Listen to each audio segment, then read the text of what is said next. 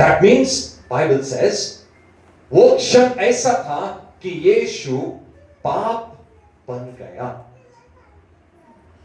यीशु श्राप बन गया. That moment when he became sin, वो क्षण था जब यीशु पाप बन गया, वो क्षण था जब यीशु श्राप बन गया. पिता ने अपना चेहरा टर्न किया. He said, I cannot see sin. मैं पाप को नहीं दे सकता क्योंकि मैं पवित्र परमेश्वर हूं. और जब पिता ने उसका मुंह फेर लिया, that's the time Jesus was broken completely. पूरी तरीके से यीशु टूट गया था. क्योंकि वो क्षण जब गार्डन ऑफ गेत्सेमनी में यीशु प्रार्थना कर रहा है, और गार्डन ऑफ गेत्सेमनी में जब पवित्र दूत पाप का प्याला लेकर यीशु के पास आता है और वो प्याला दिखाता है, यीशु कहता है, पिता अगर संभव है, अगर हो सकता है तो ये प्याला मुझसे दूर जाए. लेकिन पिता का ये इच्छा नहीं था.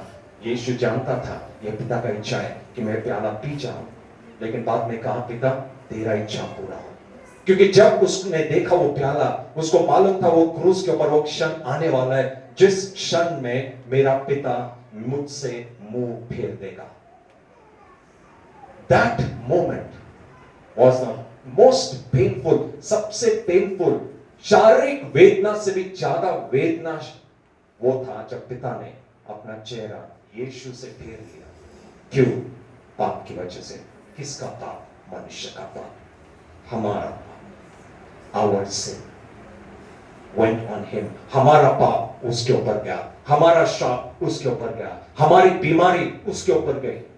बाइबल कहता है जो भी उस पेड़ के ऊपर टंगा है वो श्रापित है, यानी कि वो श्राप है. जीसस श्रापित नहीं हुआ, यीशु हमारे लिए श्राप बन गया. He became curse for me, so that when I look at Jesus, I can say all my curses have gone upon him. जब मैं उसको देखता हूं, मेरे सारे श्राप उसके ऊपर चले गए, मेरे सारे पाप उसके ऊपर चले गए, मेरी सारी बीमारियां उसके ऊपर चली गई.